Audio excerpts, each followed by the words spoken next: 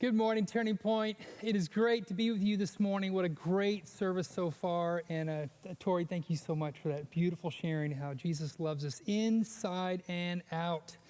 Last week, Kevin launched this new series, Defining Moments.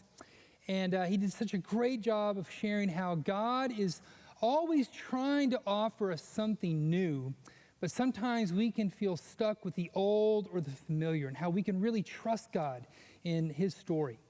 Today, I want to share about something a little bit different, but looking at a different defining moment that I think will quite inspire us and give us an incredible hope. But first, let me share something that bugs me. Can I just share something that bugs you? I'm going to talk about something that bugs me about myself and about other people, but it's basically something I see in myself and others, which is a form of misguided confidence. This confidence is when I think I know something, when I am certain. And I develop this confidence of thinking I know something because sometimes I am so uncomfortable around uncertainty. How does it feel when you are uncertain? When I'm uncertain, I usually have a knot in my stomach. I start feeling very anxious. My head can start to spin. I can get all these scrambling thoughts. I hate not knowing so much that I create certainty through the confidence of thinking I know something. I discovered this about myself many years ago when I would go to work Saturday mornings at an addiction clinic, where I get to sit in a room with people that are in the early stages of their recovery process. And it was quite a nervous and uncertain situation. But I noticed that people in this room were just like me, and they felt sometimes like outcasts or outsiders in this world. And just like me, they had all sinned or messed up in life in some way that would have justified being an outsider or an outcast. And in the beginning, what I would do is I would go into these rooms and I would try to figure out what's going on. Okay, who's going to make it? Okay, who's not going to make it? I would just be scrambling to get certainty. And week after week, God would surprise me. And eventually, I'd just stop trying to know. And instead, I discovered hope. Now I would go into these rooms every week with complete uncertainty. And I was good. I had this deep, confident, compassionate hope that I don't know what's going to go on, but it's going to be okay.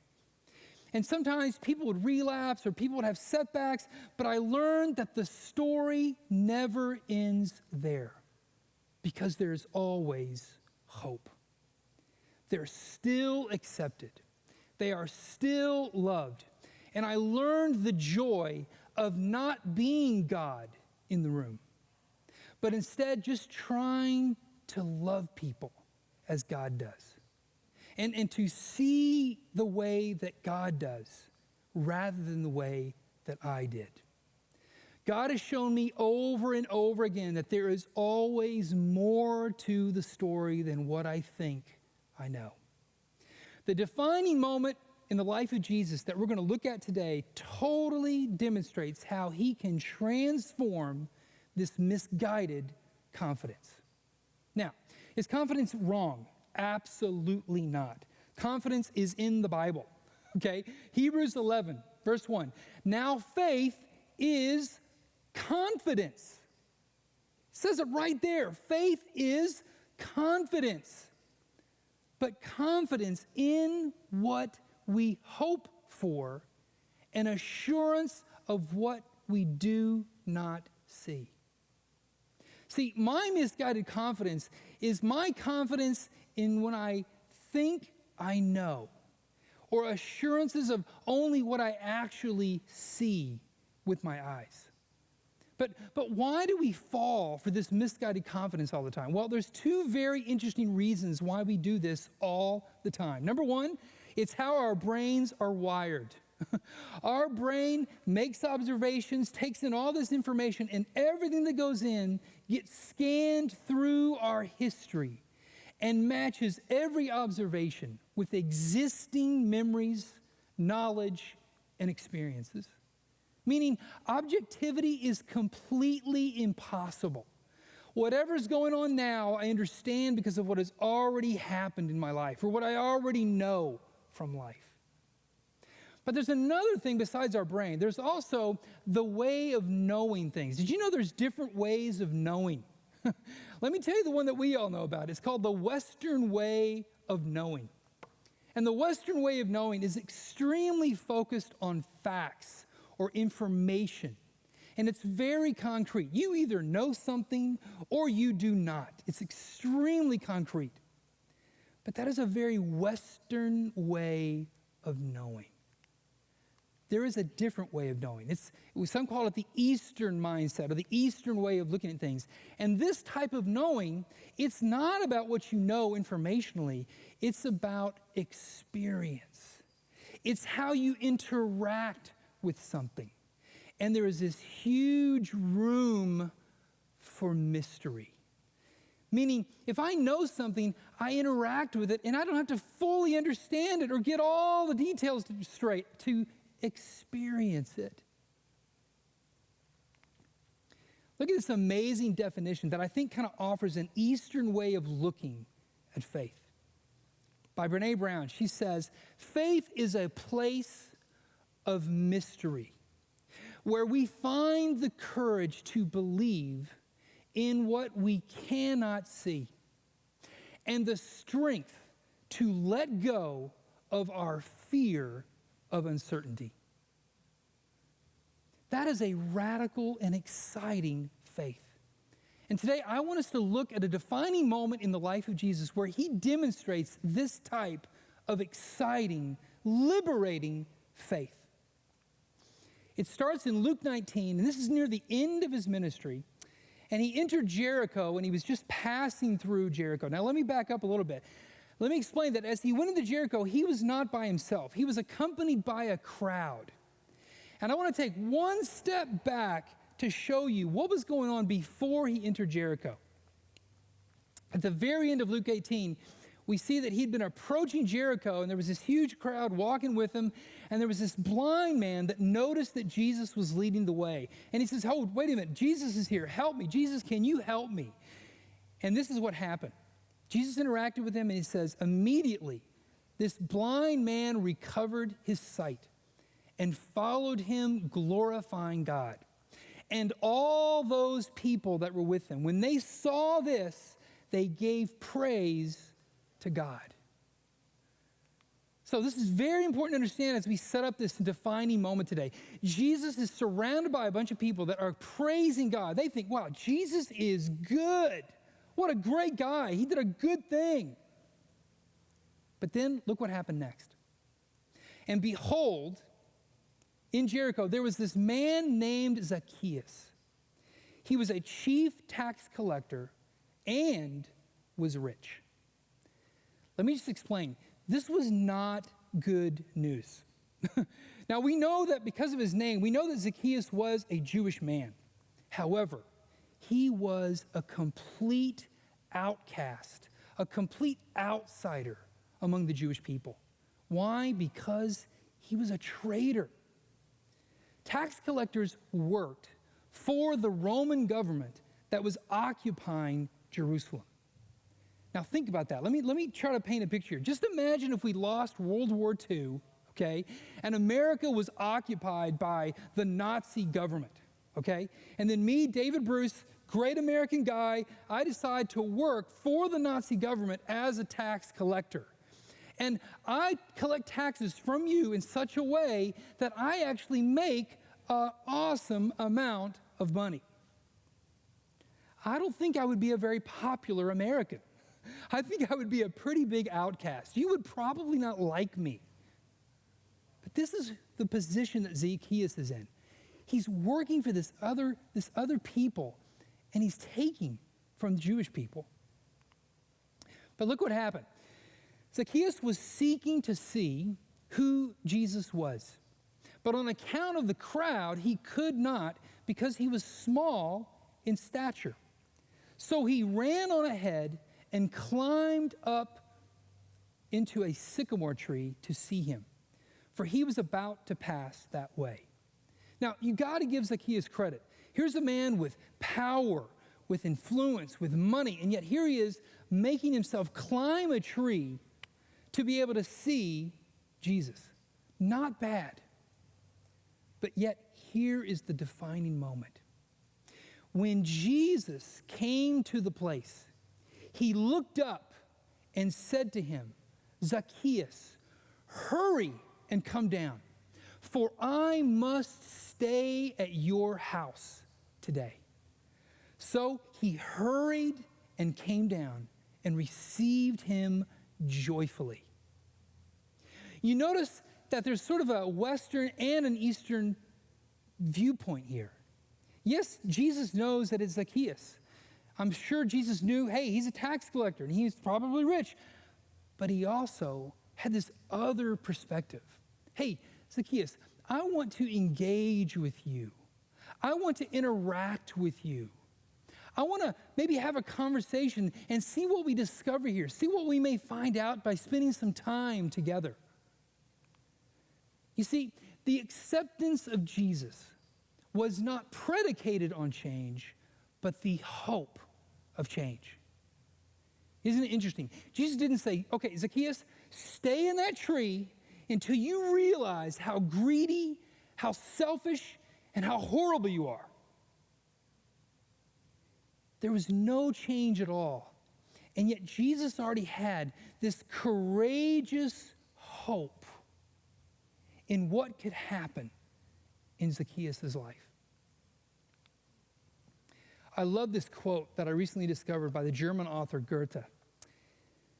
It says, if we take people as they are, we make them worse. If we treat them as if they were what they ought to be, we help them to become what they are capable of becoming. This is so Jesus. In so many moments of his ministry, but even here especially, he did not just take Zacchaeus as he was, but he treated Zacchaeus as if he were a beloved son of God. Or if you look at another example in John 8, when they brought an adulterous woman to Jesus, he did not just take her as an adulterous woman, but he treated her as if she were a precious daughter of God. This is what is so cool. This is how Jesus looks at you and me, not just as we are, but as we truly are before the eyes of God, what our real identity is all about. Now, there was a different response. Remember that crowd that came into Jericho with Jesus and they were all excited and celebrating as Jesus healed the blind guy? Listen to this. And when they saw this exchange with Zacchaeus and Jesus, they all grumbled. He has gone in to be the guest of a man who is a sinner. How interesting. You know, coming into Jericho, they were celebrating and praising God because they were certain it was a good thing that Jesus healed a blind man. And yet now we're condemning and we're complaining because we are certain it's not a good thing for Jesus to accept a tax man.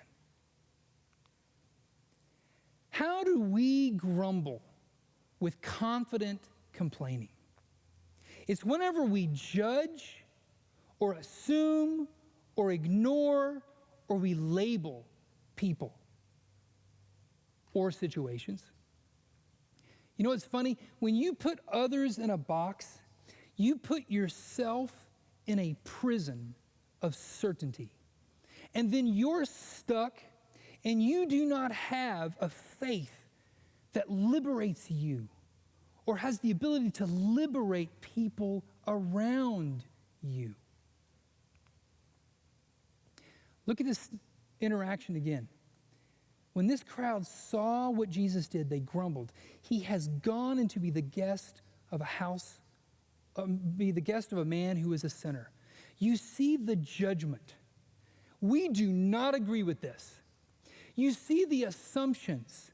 We don't know what's going on there. We don't know what they talked about, but we know it's probably bad and probably completely off that Jesus even interacts with this guy. Then they ignore. Rather than having curiosity and maybe asking some questions or finding out, Jesus, what did you want to talk about with Zacchaeus? Why did you do that? Rather than having curiosity, they simply ignore the possibility of finding out more. And then they land with a label. Hey, he's just a sinner. That's all we needed to know. I mean, who is free here? The crowd or Zacchaeus? Look what happens. Zacchaeus stood and said to the Lord, "Look, Lord, the half of my goods I give to the poor. And if I have defrauded anyone of anything, I restore it fourfold." See, Jesus had the courage to see the generosity and the identity of Zacchaeus that no one, including Zacchaeus, could see. This is amazing. This is a liberating faith that Jesus is modeling for us. He goes on and says, "Today salvation has come to this house, since he also is a son of Abraham. He is no longer an outsider. He is no longer an outcast. He's no longer judged by the things that he's done in the past or by his mistakes. For the Son of Man came to seek and to save the lost." This is such a powerful story. I want to share some defining moment experiments that I want us to try this week. First off, get out of jail for free this week by letting go of confident complaining. Now, first of all, when you notice yourself judging, assuming, ignoring, or labeling, the first thing I want you to do is congratulate yourself on even recognizing that type of thinking.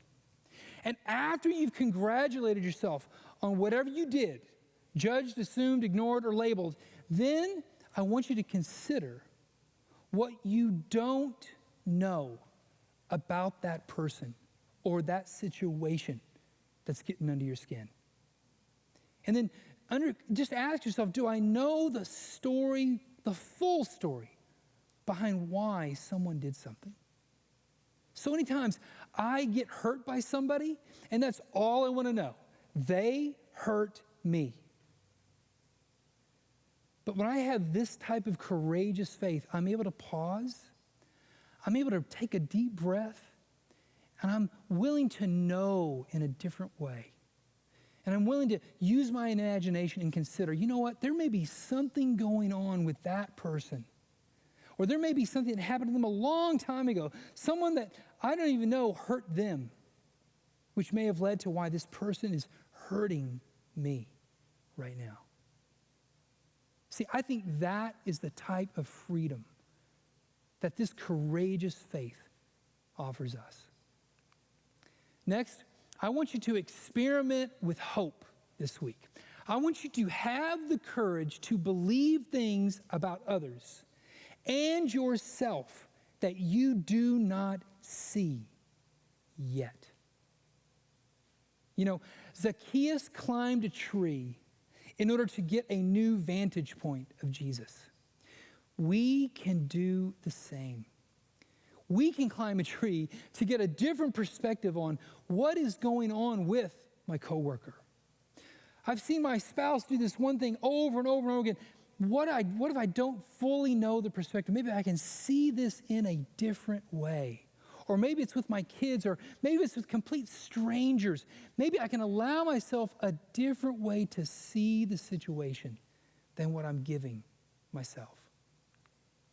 You know, Jesus was going through Jericho on his way to Jerusalem.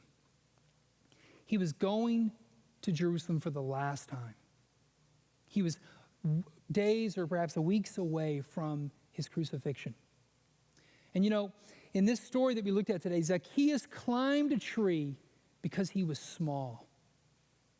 And yet Jesus died on a tree so none of us would ever feel small or make others feel small. Jesus went to the cross because of his courage to believe in us. Easter happened, and Jesus did what was impossible. He conquered death. And by conquering death, he was able to give us the authority to live out this courageous faith. So brothers and sisters, stay out of jail this week and have a courageous week with this courageous faith. God bless.